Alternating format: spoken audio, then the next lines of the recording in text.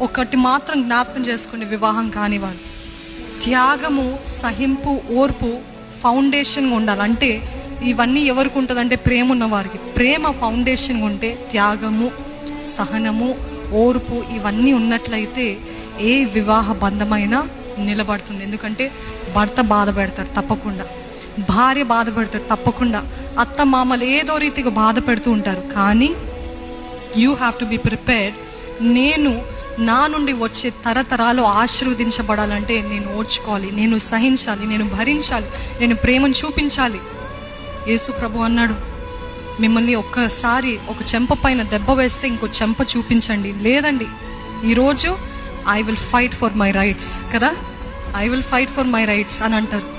మహిళా సంఘాలను బయలుదేరిన ఏంటి కొడతారా? నో నో నో నో, మనం కేసు వేయాలి, మనం ఇది చేయాలి, అది చేయాలనేసి. The world is always